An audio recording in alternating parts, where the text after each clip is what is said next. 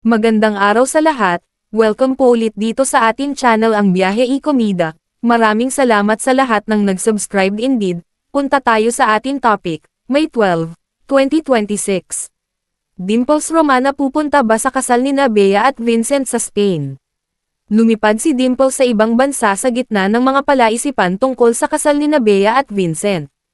Tutok pa rin ang mga masugid na taga-suporta ni Bea Alonzo kung tuloy ang kasal nila ni Vincent Co.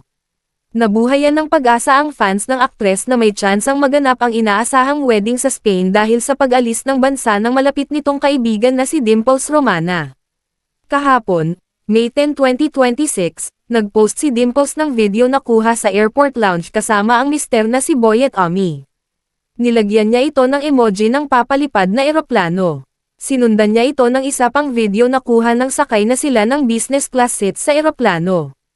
Kinonekta ito ng fans ni Bea sa airport photo ng pamilya ni Bea. Malapit na magkaibigan sina Bea at Dimples mula nang magkatrabaho sila sa pelikulang One More Chance, 2007. Noong April 5, nagbahagi pa si Dimples ng litrato ng pagbisita ni Bea at Vincent sa kanyang bahay. Kasama rin nila noon si Bea So, co-star sa One More Chance at isa rin sa close friends ni Bea Alonzo.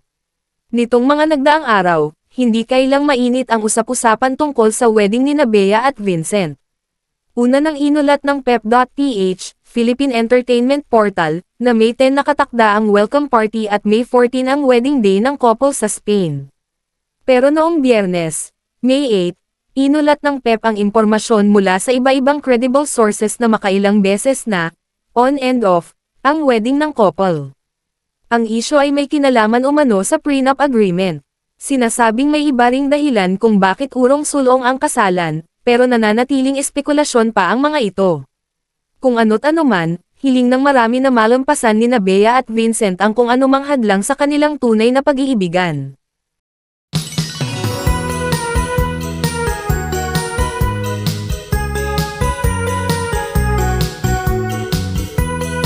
Patuloy na bisitahin ang website ng Pep.ph para sa mga bagong updates. I-click ang mga link sa description box.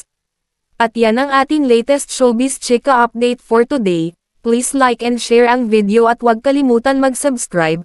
I-click ang notification bell for more showbiz chika updates at suportahan po ang ating Facebook page. Maraming salamat sa lahat ng nag-subscribe indeed. Magandang buhay sa lahat. Adios.